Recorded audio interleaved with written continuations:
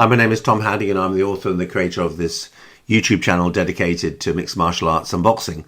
Today we're looking at the life and career of Terence Crawford, the multi-division world champion, and we're considering the possibility of a matchup with Jermell Charlo in 2025.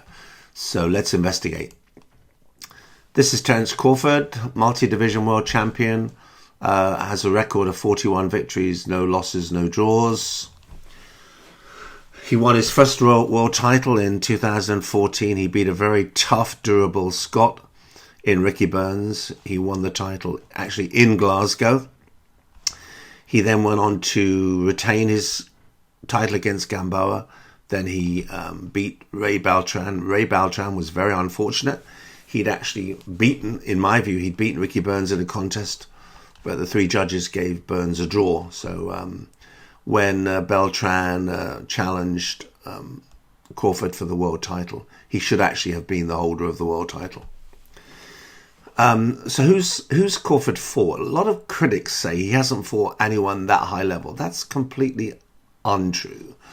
Burns, a very seasoned professional, a tough guy. Beltran, tough guy. Postol, a great fighter. Diaz, great fighter. Indongo, very capable. Jeff Horn, good. Benavidez does not get the credit for his fight against Crawford. It was one of Crawford's very hard fights. Amir Khan, world class. Kell Brook, world class. Sean Porter, world class. Errol Spence, maybe not as good as his management say he is, but certainly a very high level fighter. And of course, Crawford goes up to the light middleweight to take the title from Madrimov. So at least 10 of the fighters that he's fought in his last 20 matches have been very high level. Okay, let's look at his weaknesses and his strengths. Some of these are reported weaknesses. Let's just consider them anyway.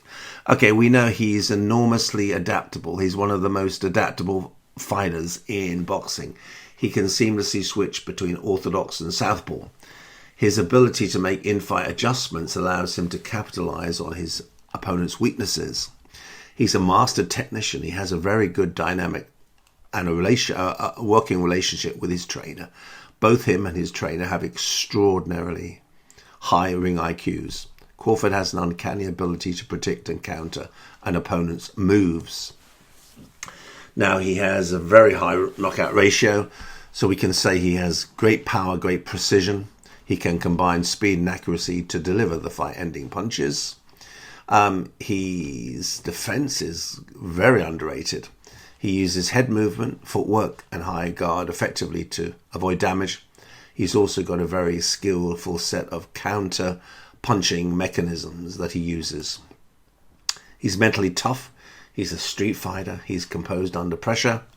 Once he senses an opponent is hurt, he has a relentless killer instinct. He is very athletic. He's very physical. He has very quick hands, excellent reflexes, and he can maintain a very high pace. His weaknesses, okay, we'll go into these. Well, some people say he's a slow starter. I don't actually believe he's a slow starter. He just looks at the body language of his opponents. He looks at his opponent in the eyes. Is this guy confident? Does this guy think he can beat me? He'll look at muscle group routines. He has a real insight into kinesiology, how the muscle groups work. He's looking for the data sets that his opponent can show him in the early rounds. That's why he doesn't start very quickly. He's gathering data. Now, when he sees that there's a weakened, hurt opponent, he goes in for the kill. This may occasionally leave a door open, but it would have to be a very high-level elite puncher, boxer, to take advantage of that door. Now, this is the criticism that who's he for? Well, as I've just pointed out, at least 10 of the last 20 boxers he's fought has been extremely high quality. His fighting style becomes predictable over time. Well, his adaptability is a strength. You may argue that once opponents can adjust to his rhythm or southpaw stance, they may find openings. But the fact is, of 41 opponents, they haven't found the opening yet. Now, when he moves up to the higher divisions to challenge maybe Alvarez, his weight may be a disadvantage. Okay, that's true.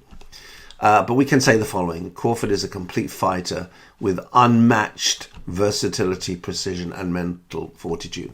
I wouldn't say he's unmatched. I would say that it would be somebody like Naoya Inoue and Alexander Usyk that can match him. I don't think Alvarez is in the same league as Crawford, Usyk, or Inoue. Now, there's been some talk about a matchup with Jermell Charlo. Okay, Jermell Charlo is one of a couple of brothers, both ex-world champions. Or I think one of them's a current world champion. Now, Jermell Charlo didn't do himself any favours. He was the WBC, IBF, and the ring light middleweight holder. He then went up to challenge Alvarez for Alvarez's middleweight titles, and it was a poor decision. I mean, if he was going to go up and challenge somebody, that was an invitation to go and give Alvarez a fight and go out on his shield. You know, Charlo didn't do that. There was no fight in him at all. And I think he's definitely damaged his street credibility. He doesn't have the best of records. He lost to Harrison. He lost his WBC title. Then he got it back in a return. He drew with Castano. Then he beat Castano in the return. And then there's this really career-defining loss to Alvarez.